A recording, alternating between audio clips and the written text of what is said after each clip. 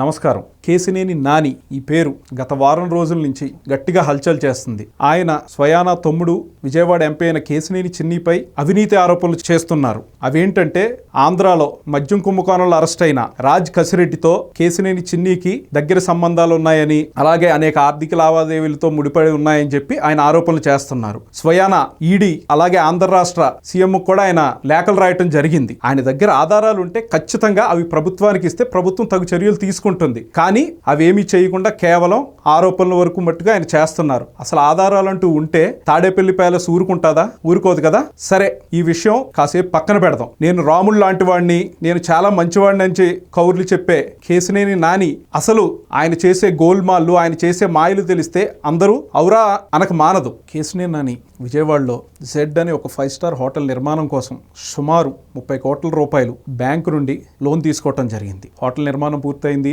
Hotel కూడా బ్రహ్మాండంగా run అవుతుంది. అయితే ఇప్పటికీ బ్యాంకుకు ₹1 కూడా ఆయన లోన్ చెల్లించింది లేదు. అలాగే ఆ హోటల్ నిర్మాణం కోసం ఏ అయితే ఆస్తులు ఆయన బ్యాంకుకి తనఖా పెట్టారో అవే ఆస్తులు ఇటు బ్యాంకుకు తెలియకుండా వివిధ సంస్థలకి ఆయన అద్దెకి ఇవ్వటం జరిగింది. ఉదాహరణకి ఎనికేపాడులో టాటా సంస్థకి సుమారు 19 సంవత్సరాలకి ఆయన స్థలం లీజుకి ఇవ్వటం జరిగింది. అయితే ఇక్కడ టాటా సంస్థకు కూడా ఆ స్థలం మార్టిగేజ్ లో ఉందన్న సంగతి తెలియకుండా చేయటం జరిగింది. అలాగే బ్యాంకుకు కూడా తెలియదు. కేశినేని నాని చేసిన ఇంకొక గోల్మాల్ ఏంటంటే ఈ స్థలం మార్టిగేజ్ లేదు అని ఒక సర్టిఫైడ్ డాక్యుమెంట్ ని కూడా ఆయన సమర్పించారు. ఇలాగా అనేక ఘరానా మోసాలకి, అలాగే బ్యాంక్ మార్టిగేజ్లో ఉన్న పత్రాల్లో కూడా అనేక సవరింపులు చేశారు. ఇది చాలా పెద్ద తప్పు. బ్యాంక్ ఆధీనంలో ఉన్న పత్రాల్లో సవరింపులు చేయాలంటే ఖచ్చితంగా అది బ్యాంక్ వారే చేయాలి. కానీ బ్యాంక్ వారికి తెలియకుండా కింద స్థాయి సిబ్బందితో ఒక లోపగారి ఒప్పందంతో కేశినేని నాని ఇవన్నీ చేయగలిగాడు. అలాగే ఆయన చేసిన అతిపెద్ద మోసం ఇంకొకటి ఏంటంటే 2019